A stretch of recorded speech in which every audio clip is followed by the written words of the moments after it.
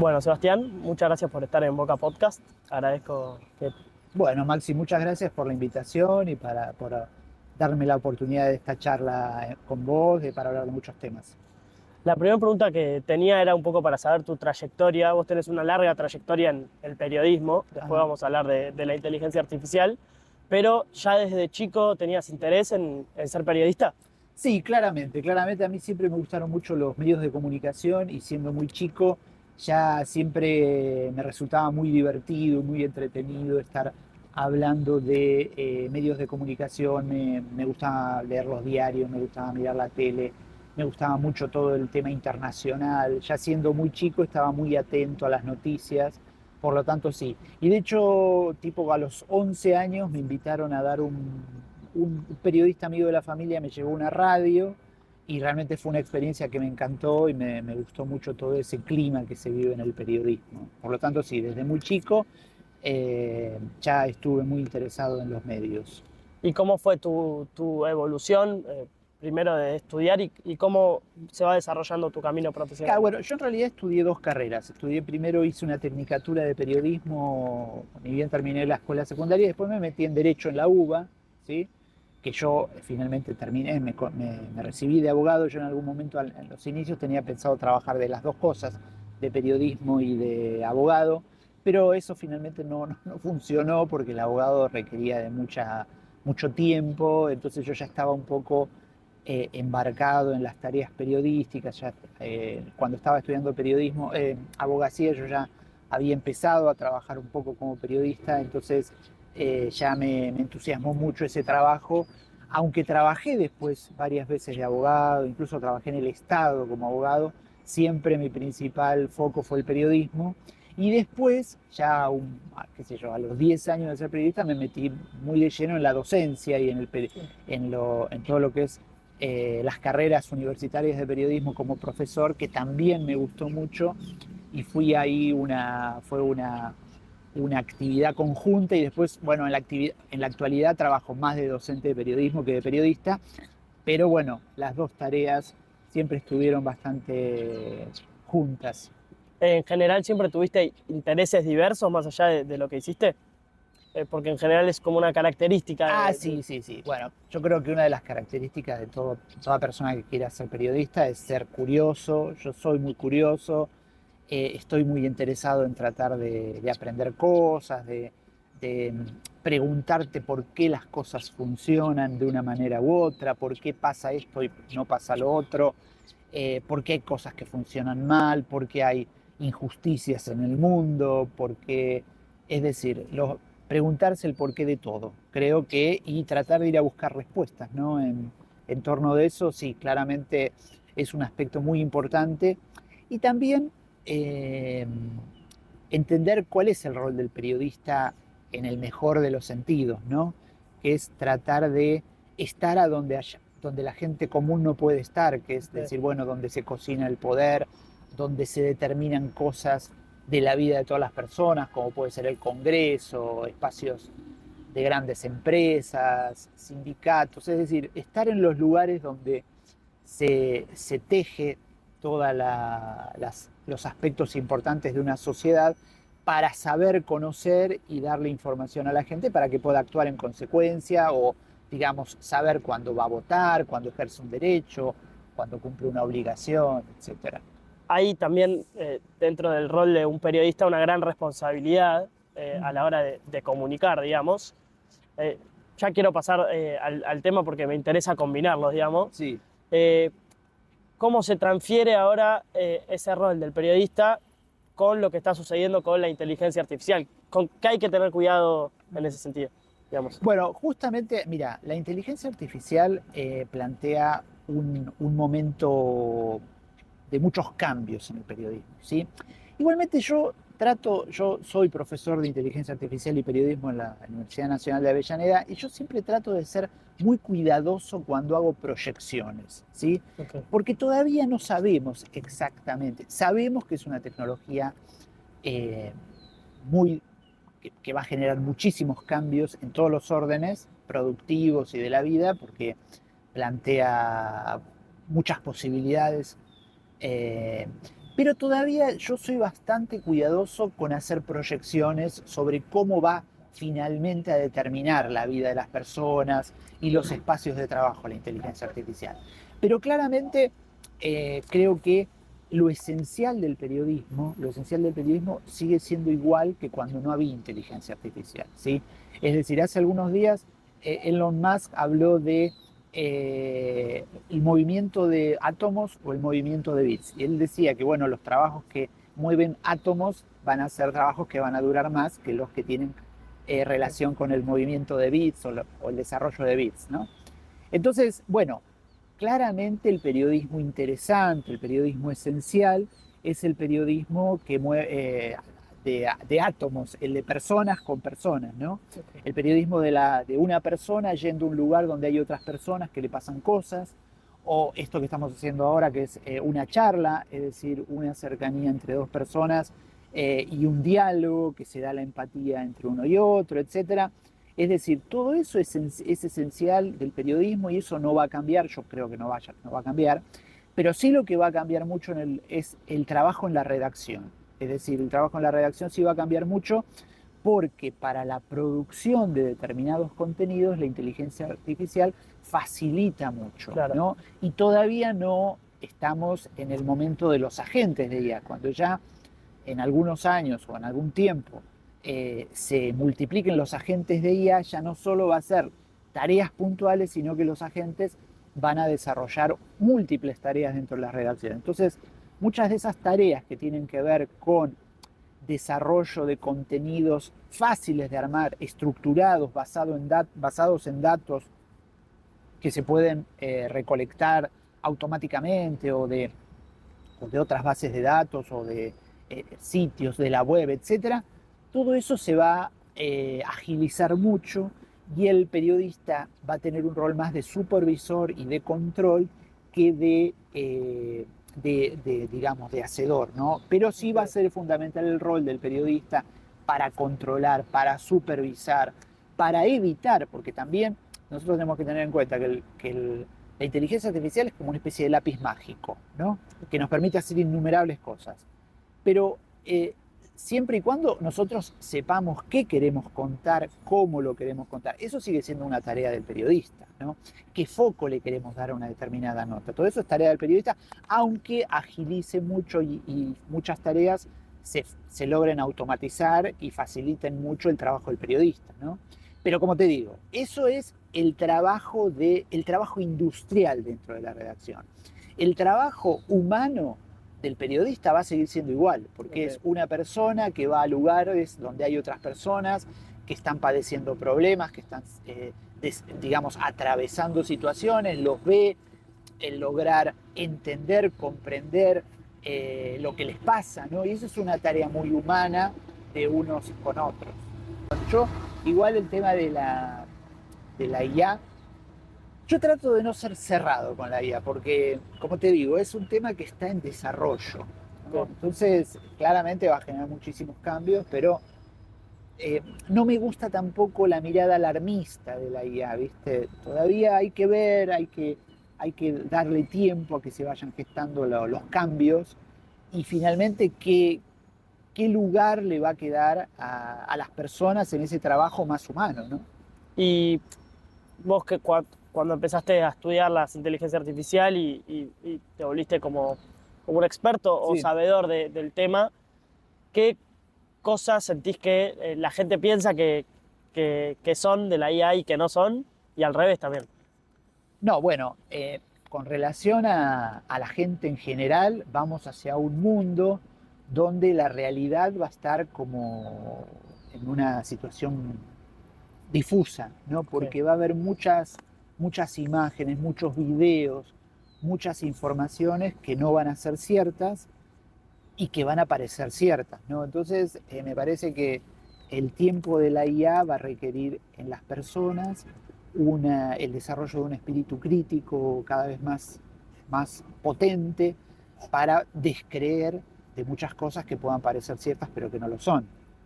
Y eso ya está sucediendo, por ejemplo, Sí, ya está en las redes sucediendo, sociales. ya está sucediendo en las redes sociales y está ahí uno de los grandes riesgos de la inteligencia artificial, y es que afecte la democracia, la conversación pública, que afecte las posibilidades de una información de calidad o clara o verídica como para que la gente pueda informarse y tomar decisiones o desarrollar, como te digo, ejercer sus derechos, ir a votar, tomar una decisión, obligaciones, diferentes obligaciones. Es decir, necesitas, por eso el periodismo siempre cumplió un rol importante en la democracia, porque como yo te decía antes, el periodista es el que tiene la tarea de ir a preguntar a los que manejan el poder, ¿no? Es el rol, siempre Ignacio Ramonet lo dice, el periodismo por definición es contrapoder, ¿no? Okay. Es contrapoder, es decir, tiene que incomodar al poder. Claro. Tiene que cuestionar. Tiene que cuestionar, incomodar al poder. Entonces, ese rol del periodismo es muy importante, sigue siendo muy importante y va a ser aún más importante con la inteligencia artificial, porque cuando vos tenés, porque recordemos que, como yo te decía, la cuestión industrial de generación de contenidos se va a agilizar mucho y se va a facilitar mucho. Claro. Entonces, va a haber muchos contenidos que no van a estar ni chequeados ni controlados y van a empezar a aparecer por todos lados. Entonces, esos contenidos van a requerir de periodistas profesionales que aborden esas temáticas de una manera comprometida y humana para poder dar la versión verídica y real de los hechos, ¿no? Y tengo una pregunta con cuestión a, vos justamente estudiaste Derecho. Sí. A nivel cuestiones legales que rozan como un poco digamos, lo que es legal y no legal, por ejemplo, la generación de imágenes, sí, que se hizo muy viral, por ejemplo, en Twitter, la generación de imágenes de gente desnuda, por ejemplo. ¿Cómo se va a abordar esa cuestión? ¿Va a ser un problema? Sí, claramente, ya es un problema, ya es un problema. A ver, yo siempre cuando digo que los problemas de la IA, los riesgos de la IA, los peligros de la IA existen. Toda tecnología que nace, toda tecnología que se generaliza, genera riesgos y genera peligros. Todas. Es decir, la aviación, los trenes, se inventaron los trenes, generaban riesgos, ¿no? Y la inteligencia artificial, por ser una tecnología que aborda, que digamos es transversal a todas las actividades de las personas, muchos más riesgos, ¿no? Entonces, todas las salidas a los riesgos y a los peligros de la IA son legales y políticas, ¿sí? Entonces, claramente yo soy de la idea que hay que regular la IA, ¿sí? Yo tomo como modelo la ley de IA de la Unión Europea, que es una ley que está basada en los riesgos, ¿sí? Okay. Y limita los desarrollos de inteligencia artificial que, digamos, de acuerdo al riesgo, ¿no? Si hay riesgos prohibidos y después, de acuerdo a eso, va generando una serie de riesgos que son aceptables y de acuerdo a eso se va analizando qué se puede hacer, qué no se puede hacer, digamos, pero está basado en los riesgos, ¿no? Y yo creo que efectivamente es un buen modelo de ley, creo que debe haber una normativa, además de tener leyes para generar programas, para generar educación, para generar una conciencia digital sobre los peligros de la desinformación, sobre todo los riesgos, ¿no? Entonces, claramente tiene que haber una normativa. Y con relación a la salida política, claramente, cuando vos tenés una tecnología que viene a cambiar mecánicas de trabajo, que viene a cambiar las posibilidades de producción, de desarrollo, bueno, tiene que haber una política que analice eso, ¿no? Que verifique. Eso lo dice Geoffrey Hinton. Geoffrey Hinton es uno de los pioneros de la IA, es un científico matemático que desarrolló todos los avances para el machine learning, ¿sí? Y las redes neuronales artificiales. ¿Qué es lo que ahora funciona, digamos? Claro, digamos, lo que le da forma a la inteligencia artificial como hoy la conocemos, todos estos chatbots y toda la inteligencia artificial generativa, surge gracias a las redes neuronales artificiales pensadas por Geoffrey Hinton, ¿no? Que fue como un precursor, además fue un insistente, porque cuando no había avances en inteligencia artificial, él insistía en las universidades que se sigue investigando y prácticamente era como una persona que quedó sola investigando eso, y gracias a que tuvo insistencia y persistencia, logró desarrollar las redes neuronales artificiales y es lo que hoy marca el desarrollo de la inteligencia artificial. Lo que pasa es que él alerta mucho sobre los riesgos de la inteligencia artificial, sobre los riesgos con relación al empleo, sobre los riesgos con relación a que se pueda perder el control de esta tecnología, ¿no? Y él dice, tiene que haber normativas, y después tiene que haber respuestas políticas, ¿no? Si la inteligencia artificial empieza a tener un rol determinante en el trabajo, bueno, que lleva a que mucha gente se quede sin trabajo, bueno, ahí estará la respuesta política de qué se debe hacer, cómo se le debe dar una respuesta a esas nuevas sociedades impactadas por esta tecnología. Es decir, igualmente yo siempre trato de tener una mirada optimista, porque en general las tecnologías de mucha importancia, como es la inteligencia artificial, finalmente a la larga han generado cambios positivos, ¿no? Claro. Pero obviamente hay toda una etapa de transición muy riesgosa y muy traumática. También abrupta.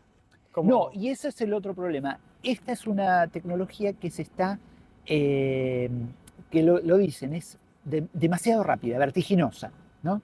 Entonces eso hace que sea más difícil prepararse para los cambios, claro, ¿no?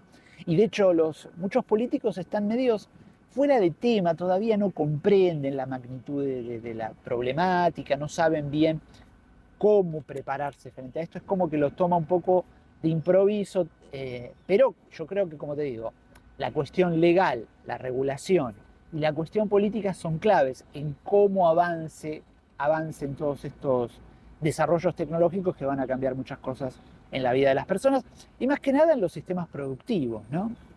Igual, ojo, como te digo, nunca me gusta hacer proyecciones muy cerradas porque finalmente no sabemos, claro, ¿no? Por ejemplo, todavía la inteligencia artificial no está achicando mucho las plantillas, ¿sí? Sí está permitiendo que se produzca más rápido, ¿no? Okay. O sea, todavía no hay un impacto a nivel laboral. A ver, en general hay sectores que ya sí, porque son sectores en donde hay acciones más repetitivas o de repente, pero muchas, por ejemplo, en las áreas de call center, que al principio hubo como una reducción de gente y hoy están volviendo a tomar gente porque los sistemas no sirven del todo para lograr las respuestas que dan una persona, ¿no? Entonces, igual esto es cuestión de tiempo, a la larga se van a ir perfeccionando. Lo que pasa es que, como te digo, lo que seguro va a hacer es aumentar la producción, ¿sí? Y eso va a generar otros problemas, porque las personas están acostumbradas a producir a una determinada velocidad. Si vos, gracias a una herramienta, producís a mucha más velocidad, seguramente vas a ser más productivo, pero a nivel estrés te va a cargar mucho más. Entonces, es decir, todavía estamos viendo, ¿no? Pero claramente es una tecnología que va a cambiar mucho y en el periodismo ya está cambiando mucho. Las redacciones ya hoy funcionan de una manera mucho más automatizada. Digamos, las redacciones periodísticas todas están aprovechando la inteligencia artificial para agilizar y para producir más y en mejor medida, ¿sí? Desde las redacciones muy grandes, que tienen ya sistemas de IA propios, como Infobae, que tiene su motor de IA propio, que le permite hacer una producción de notas en pasos, incluso tienen editores de IA, siempre con un periodista atrás, ¿no? No es que el periodista sale de la escena, claro. Está, pero con un asistente de IA muy potente y cada vez más presente, ¿no? Y redacciones pequeñas también, porque incluso con las herramientas gratuitas se pueden producir mucho más, se puede agilizar mucho la producción de notas, ¿no? Siempre y cuando, como te decía antes, el periodismo humano, el periodismo de la nota, de la opinión, del criterio, del ir al lugar de los hechos, de hacer una buena crónica, de hacer una buena opinión o un buen análisis, sigue siendo solo humano. Claro. Y te quería preguntar, las próximas dos preguntas más en relación a los consejos que me pueden servir a mí, a la gente que escuche. Primero, ¿cómo es tu utilización de la inteligencia artificial? Bueno, yo la utilizo para todo, la verdad. A mí me resulta útil primero, la uso para armar clases y la uso para producir periodismo, ¿sí? Es decir, a ver, te repito, si vos tenés que hacer una crónica en el lugar, la inteligencia artificial te sirve para poco, ¿no? Porque una crónica es ir al lugar, son tus observaciones y es sentarte a escribir algo que tenga tu estilo, tu perfil, tu mirada, etc. Ahora, para desarrollar notas informativas, la inteligencia artificial es 100% eficiente, ¿no? Entonces, no sé si tiene sentido que vos destines tiempo a una nota informativa estructurada cuando la inteligencia artificial lo puede hacer bien, siempre y cuando vos hagas un control de las fuentes informativas sean tuyas, haya un control de lo que dice, porque recordemos, la inteligencia artificial tiene 3 grandes riesgos, ¿sí? Uno son las alucinaciones. Vos cuando le preguntás algo a la inteligencia artificial, tal vez inventa, ¿no? Y vos le podés preguntar una fuente y te dice, es esta fuente y te está mintiendo, porque después vos vas a leer esa fuente y no está lo que te dijo, Claro. ¿no? Entonces, el peligro de las alucinaciones es muy concreto todavía y hay que ser muy estricto con el chequeo y el control de lo que dice la IA, ¿sí? Aunque hagas escribir y todo, vos hay que ser muy riguroso con el control de la IA porque está este gran peligro de las alucinaciones, que puede inventar fuentes, que puede inventar textuales, que puede inventar links que van a notas que no son, etc. Es decir, la inteligencia artificial, las alucinaciones es un peligro muy real. Después los sesgos, ¿sí? Este es el otro gran riesgo, siempre y cuando para cuando trabajemos con la gestión de información, ¿no? Los sesgos, que son, recordemos que por ahora nosotros estamos utilizando motores de IA generativa, que básicamente son de Estados Unidos, ¿no? Porque vos tenés ChatGPT con OpenAI, que es de Estados Unidos, Cloud, que es Anthropic, que es de Estados Unidos, Gemini, que es de Estados Unidos, el Meta, que es también de Estados Unidos, son todos de un solo país, ¿no? Yo uso mucho, por ejemplo, Mistral, que es de Francia, ¿sí?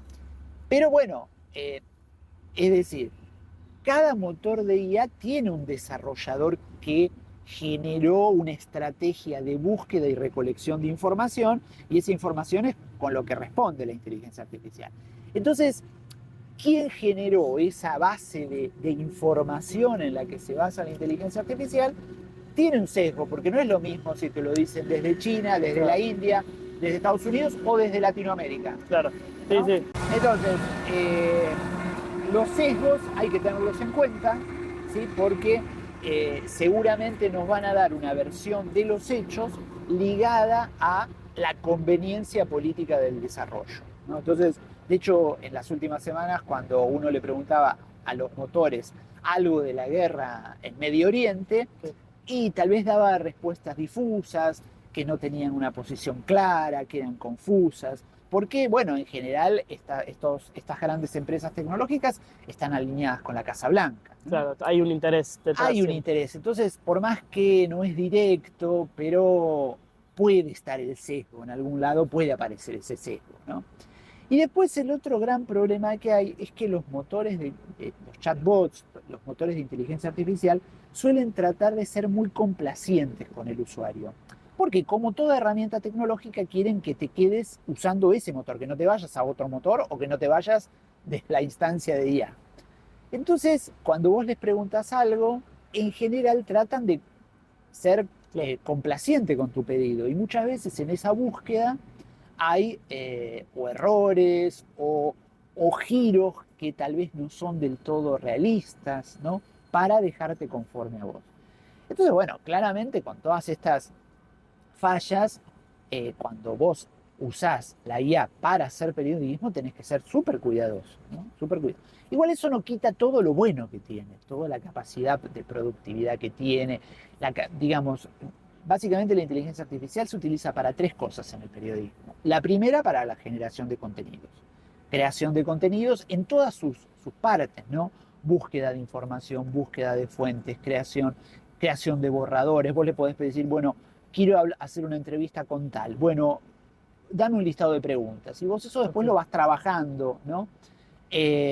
Por supuesto, transcripción, traducción, todas esas cosas, la inteligencia artificial es súper útil y agiliza. Después también, como digo, cuando lleguemos a los agentes, vos vas a empezar a decirle, bueno, tal día, búscame la información de tales temas, escribime 3 notas de tales temas. Es decir, ya vas a empezar a pedirle acciones como si fuese un periodista, ¿no? Ok, o Que es sea, lo que no se llama del día, o la sea, inteligencia artificial agéntica, ok. ¿no?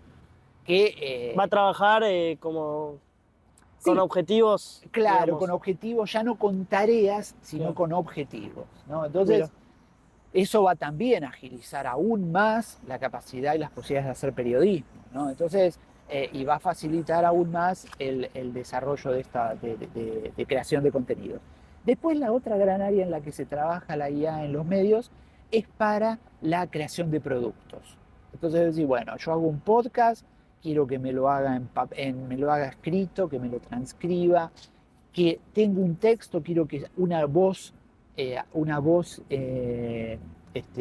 artificial lo lea para que quien quiera leerlo, o un video en YouTube me lo traduzca al italiano, al inglés, para que yo ok. pueda ampliar mi audiencia, o de repente quiero hacer, yo tengo un sitio y quiero que sacar 3 newsletters, ¿no? Entonces te ayuda a armar los newsletters, es decir, para la generación de diversidad de productos y esto para la ampliación de público. Y por último, lo que se llama la personalización de contenidos, ¿no? Es decir, la inteligencia artificial va a poder personalizar mucho los contenidos, entonces de repente si vos sos fanático de Boca, vos vas a poder, la inteligencia artificial cuando vos entres a un determinado medio, te va a ofrecer muchos contenidos de Boca, pero específicos, eso que ya existe, ¿no? Claro. Pero mucho más parecido a lo que son las redes sociales, que Ok. saben exactamente lo que Con te el gusta algoritmo, digamos. con el algoritmo, entonces van a ofrecerte un periodismo muy adaptado a tus gustos, ¿no? Ahí está el tema, bueno, esperemos que no sean temas centrales, ¿no? Esperemos que sean más en temas de entretenimiento, porque si son en temas centrales te vas a quedar sin informarte de un montón de temas, Claro. como pasa ahora con las redes Con las sociales, redes que que las hay. redes te dejan en una burbuja donde finalmente te enterás cosas fuera de contexto, muchas veces con desinformación, con información poco confiable, ¿no?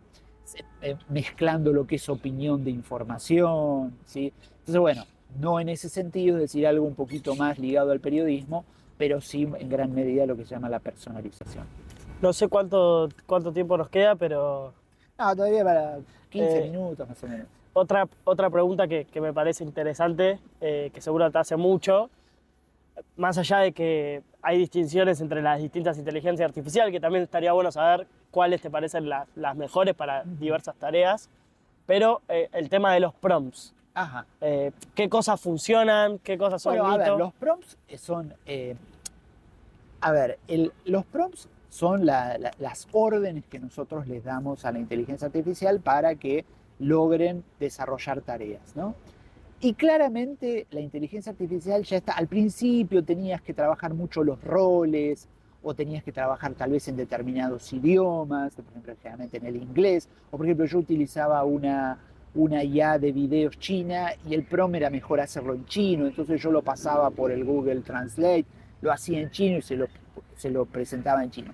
Eso ya ahora no es necesario, los motores de IA están bastante acostumbrados a que no tengas que poner un rol o muchas veces los idiomas los entienden perfectamente, pero sí, eh, eh, es decir, el prompt debe ser muy detallado para lo que vos quieras hacer, ya sea que quieras hacer una imagen o quieras buscar información, tiene que ser muy detallado, vos tenés que, cuanto más extenso es el prompt, mejor va a ser el resultado, porque la inteligencia artificial va a entender mejor lo que vos querés, ¿no? Y esa el tema de desarrollar prompts es una tarea importante hoy si vos querés gestionar Claro. inteligencia artificial, porque obviamente lo que vos le pidas, cuanto más detalles tenga, mejor va a ser la respuesta. Y ni que hablar cuando vayamos al armado de los agentes, ¿no? Porque ya cuando vos armás un agente, le pedís un montón de prompts para que pueda hacer ese recorrido de tareas, Claro. ¿no? Entonces, un prompt puede tener 5 páginas o 20 páginas, ¿no? Porque son todas las tareas que tiene que desarrollar, ¿no? Igualmente, la inteligencia artificial hoy, lo que es muy interesante, y yo ya lo estoy utilizando bastante en mi materia, es que como la inteligencia artificial hoy programa y programa de maneras, digamos, es fácil programar con la inteligencia artificial, uno, por ejemplo, puede desarrollar propuestas de periodismo participativo, ¿no? Vos le pedís a la inteligencia artificial que te desarrolle en HTML propuestas de periodismo participativo en la que vos tenés que ir explicándole qué es lo que querés, en qué información se tiene que basar, etcétera, y podés hacer, qué sé yo, algo que antes sea muy complicado, por ejemplo, una página donde vos tengas botones o una página o un mini chatbot que te pueda preguntar, te pueda plantear preguntas sobre una determinada nota. Hoy es muy simple de hacer, gracias a las capacidades que tiene la IA de programar en HTML o en cualquier otro lenguaje, ¿no? Y eso está muy interesante, es muy valioso, pero como te digo siempre, los periodistas claramente van a tener que saber utilizar estas herramientas porque en los medios se van a usar cada vez más, ¿no? Pero digamos, lo que va a marcar la diferencia de un periodismo mejor o peor va a ser el periodismo que hablábamos hace un ratito, ese periodismo que va a la calle, que va al territorio, que habla con la gente, que digamos que tiene una mirada crítica sobre algo, que se mete en los lugares donde funciona el poder, porque si nosotros nos quedamos sentados en el escritorio, bueno, justamente no está ese rol tan importante del periodismo de ser contrapoder, y para ser contrapoder hay que ir a los lugares donde está el poder, ya sea un congreso, una casa de gobierno,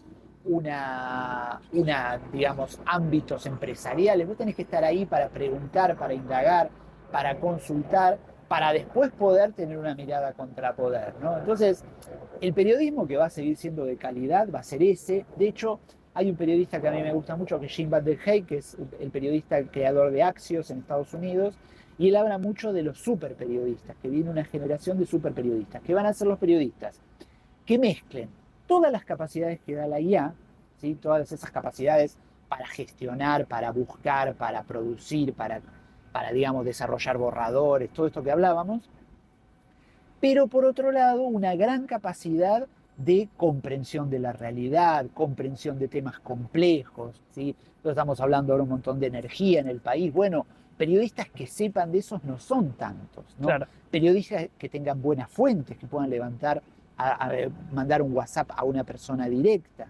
Ese periodismo todavía va a ser muy valioso y yo creo que va a ser el que marque la diferencia cuando nos encontremos con en los medios muchos contenidos producidos de manera automática, porque recordemos, la inteligencia artificial no crea nada, siempre busca de lo ya creado, ¿no? Claro. Entonces se maneja con información que ya existe, se maneja con libros escritos, notas escritas, y de eso hacen como un refrito para ofrecer algo nuevo, pero no es nuevo, ¿no? Claro. Lo nuevo lo vas a buscar vos en la calle, ¿no? Entonces eso sigue siendo igual. De hecho, cuando uno le pide un resumen, como la inteligencia artificial, cuando uno le pide, por ejemplo, un discurso de algún político, ¿no? Si vos le pedís un resumen a la inteligencia artificial de un discurso de un político, en general los ítems que te va a marcar son los que marcan las tendencias predictivas estadísticas, ¿no? En este discurso, ¿qué es lo más importante? Entonces analiza estadísticamente todos los temas importantes de ese discurso y lo expone, ¿no? Pero ¿qué pasa? Muchas veces lo más interesante cuando aparece una exposición nueva es lo que nunca se dijo, ¿no? Es lo nuevo. Y eso tal vez la inteligencia artificial no lo va a evaluar porque estadísticamente no parece ser tan importante, ¿no? Okay. Entonces, es decir, lo mismo que te dije, la inteligencia artificial va a cambiar por completo el trabajo industrial de la redacción, el trabajo industrial de creación y producción de medios, pero el periodismo más interesante y más valioso que marque una diferencia con relación a los medios, que voy a decir, bueno, ¿yo por qué elijo este medio? Porque me ofrece ese tipo de periodismo que es el que está en la cocina del poder, que me da buenas fuentes, que me da una mirada crítica, una mirada analítica única, diferente a todo lo que pueda hacer una producción de contenidos automatizados con inteligencia artificial. Y otra pregunta que tenía, primero, si ChatGPT es verdad que es la mejor IA o por qué se posicionó como la inteligencia artificial más conocida, Claro. que más se utiliza. Bueno, ChatGPT es como la marca de la Claro. inteligencia artificial porque es la realidad. El 22 de noviembre de 2022 apareció este chatbot ChatGPT que se hizo abierto al público y puso a disposición de todas las personas lo que es la inteligencia artificial generativa, ¿no? Es decir, hasta ese momento la inteligencia artificial ya llevaba como una década, pero no estaba accesible a toda la gente, ¿no? Claro. Porque la gran diferencia es que el ChatGPT lo que inauguró es la inteligencia artificial generativa conversacional. Es decir, al ser conversacional, uno lo puede manejar con lenguaje natural, ¿no? Claro. Entonces, al poder manejarlo con lenguaje natural, por supuesto, lo hizo una herramienta absolutamente intuitiva y accesible a todas las personas porque era como hablar con otra persona. Entonces, eso fue realmente muy revolucionario. Fue el primer chatbot que salió así al uso público, esto en noviembre de 2022, y bueno, se posicionó como la gran marca, ¿no? Claro. De esta. Pero hoy tenemos otros motores, yo te decía, bueno, Estados Unidos tiene varios, Claude hoy se podría decir que es el más desarrollado, el más sofisticado, ya sea para programación, para la comprensión de determinados temas. ¿Vos lo usás, Claude, mucho? Claude yo lo uso porque para la escritura es muy bueno y para la programación es muy bueno también. Igual todos son buenos, ¿no? Pero yo también uso mucho para búsqueda de fuentes y para desarrollo de a veces algunos borradores. Uso Mistral, que es un motor de IA francés, que me gusta mucho. Y bueno, y también están los motores chinos, porque tenemos la otra parte del planeta, claro, que tiene motores propios, como es China, que también es una potencia. Porque la IA tiene también toda la cuestión geopolítica, ¿no? Es una tecnología muy revolucionaria que determina una carrera geopolítica muy importante, ¿no? Es decir, todos quieren ganar esta carrera y tenemos las dos grandes potencias tecnológicas en este mundo, en este momento, que son Estados Unidos y China. Y China en muchos aspectos queda atrás porque no tiene todavía la producción de los chips necesarios, pero por otro lado se adelanta en la robótica, en el desarrollo de motores más eficientes, es decir, tiene una estrategia y una política muy agresiva con relación a la búsqueda de ganar esa carrera, porque también si ganar esa carrera va a significar tener un rol más protagónico en la economía porque se viene, ¿no? Claro. Es decir, quien gane esa carrera, Estados Unidos o China, o los terceros jugadores, porque empieza a haber terceros jugadores de importancia, ¿no? Europa es uno, la India empieza a ser otro, ¿sí? Y ahí es cuando también se juega un poquito el tema de la soberanía tecnológica, ¿no? Bueno, ¿qué hace Argentina, un país latinoamericano? Bueno, debería tener políticas para ver en cómo se ubica ahí, ¿no? Es decir, Argentina debería buscar socios en Latinoamérica para poder tener un lugar también en este escenario geopolítico donde la inteligencia artificial, la tecnología y la robótica van a determinar la economía de los años por venir, ¿no? Entonces, es decir, sí, todos en general usamos los motores norteamericanos, pero las políticas que se puedan desarrollar en cada país para tener un rol importante en ese escenario es relevante, ¿no? Por ejemplo, yo no estoy muy de acuerdo con que traigan un data center gigante a la Patagonia, ¿no? Porque los data centers, que son los cerebros de la inteligencia artificial, digamos, es la parte de hardware, son las computadoras donde se gestiona la información de la inteligencia artificial. Es el almacenamiento, digamos. Sí, son los servidores, pero los servidores que manejan la inteligencia artificial gastan mucha energía porque gestionan mucha información, ¿no? Entonces los data centers son esos lugares donde estas empresas tienen las computadoras que manejan la IA. Y los data centers están empezando a generar rechazo en todos los lugares donde se ubican, ¿no? En Chile hay varios y dejan sin agua, gastan muchísima energía. En Estados Unidos ya generan problemas. El senador demócrata Bernie Sanders dijo que se tiene que poner un límite a los data centers que se instalen en Estados Unidos.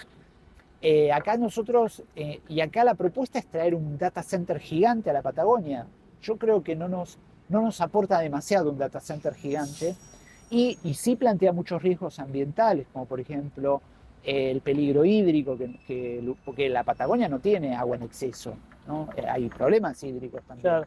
Entonces, si vos vas a llevar un data center, se va a llevar un montón de agua, se va a llevar un montón de electricidad, no sé qué beneficio nos puede dar, más que, bueno, la cuestión impositiva, pero digamos, y a nivel empleo solo es la parte de la construcción. Entonces, bueno, hay que tener cuidado qué rol finalmente busca Argentina en este escenario geopolítico de la IA, la tecnología y la robótica, ¿no? La semana pasada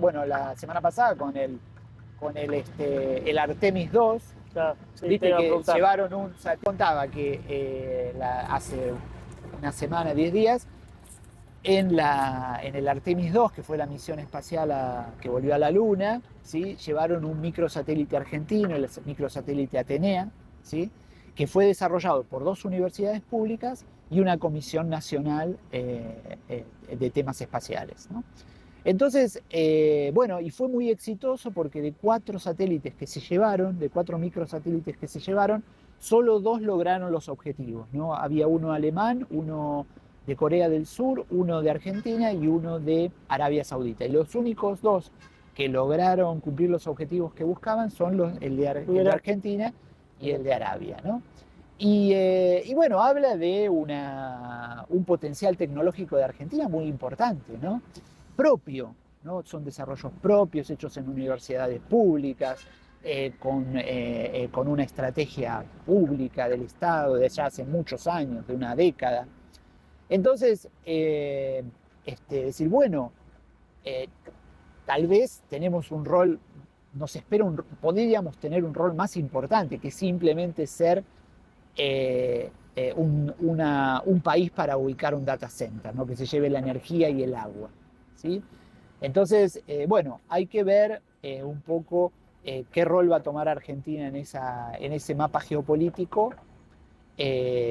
Y como te digo, en realidad lo ideal sería que genere lazos con los vecinos, con Brasil, con Claro. Chile, con los países que incluso ya están desarrollando cosas, y sería bueno que haya una cooperación entre los países más cercanos y más, digamos, en paralelo, para lograr una estrategia propia, una soberanía de datos, una soberanía tecnológica, y no solo estar supeditados a los que marcan las grandes tecnológicas, ¿no? Que tienen sus propios intereses. Para cerrar, Sí. quería hacerte una pregunta más a modo de consejo. Yo soy estudiante de comunicación, por ejemplo, pero Sí. para cualquier estudiante de otra carrera, ¿qué tengo que tener en cuenta con respecto a la IA? Digamos, Bueno, ¿por qué sí la IA? Sí, a ver, como te decía antes, yo trato de no dar muchos consejos o de hacer proyecciones muy claras, pero claramente la IA va a formar parte de la vida productiva y la vida de las personas, ¿no? Ya está formando parte. En general, en los trabajos se va a usar IA, ¿sí? Eso va a ser seguro así, ¿no? Entonces, hay que usar la IA, hay que amigarse con la IA, hay que es decir, empezar a usarla en la vida diaria, a que nos facilite cosas, ¿sí? De hecho, Anthropic hace un mes publicó un informe en el que señalaba cómo utilizaba la IA la gente, ¿no?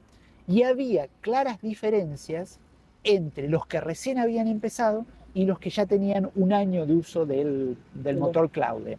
¿Por qué? Porque lograban respuestas mucho más sofisticadas que las iniciales. Entonces decía, bueno, los que pasan mucho tiempo ya usando IA, no mucho tiempo por día, sino los que a lo largo de los meses van usando IA, logran generar respuestas que tienen más valor económico. ¿Por qué? Porque empiezan a utilizarla para mejorar estrategias de trabajo.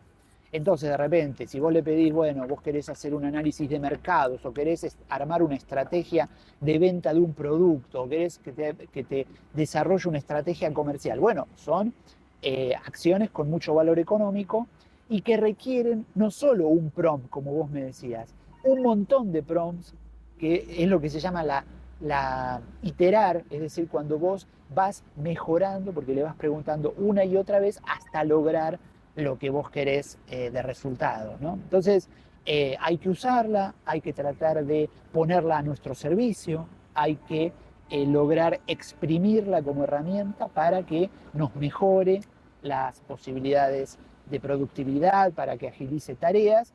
Y también hay que decir, bueno, y tampoco hay que, digamos, excederse, ¿no? Claro. También hay que marcar tiempos, decir, bueno, se acabó la IA en un momento, Claro. vamos debajo de un árbol, es decir, porque también cuando la tecnología empieza a formar parte en exceso de nuestras vidas, empieza a también afectarnos, Y ¿no? condicionar Y cosas. condicionarnos, ¿no? Entonces, recordemos que como seres humanos siempre tenemos que tener la capacidad de construcción de conocimiento, ¿no? Por eso en la educación hay que tener cuidado cómo se usa la IA, porque si eh, corta la construcción de conocimiento, va a ser más perjudicial que beneficiosa, ¿no? Recordemos, la construcción de conocimiento es prueba y error, ¿no? Entonces, y eso es una tarea puramente humana, ¿no? Entonces, bueno, por eso, la inteligencia artificial es una herramienta que nos multiplica posibilidades a los seres humanos, pero al mismo tiempo tenemos que valorar lo que es humano, las relaciones humanas, lo que se llama el relacionamiento, que es lo que genera. Porque además el ser humano tiene algunas características que son únicas, que es la creatividad y la capacidad de liderazgo y la capacidad de empatía, ¿no? Es decir, el ser humano sale al espacio y logra pisar la luna y pensar en que quiere ir a Marte o mejorar tantas cosas y crear tantas cosas porque tiene esa capacidad de cooperación, de creatividad y de buscar objetivos más ambiciosos para lograr mejorar la vida, para extender la vida, para lograr situaciones de mayor justicia e igualdad. Bueno, te agradezco mucho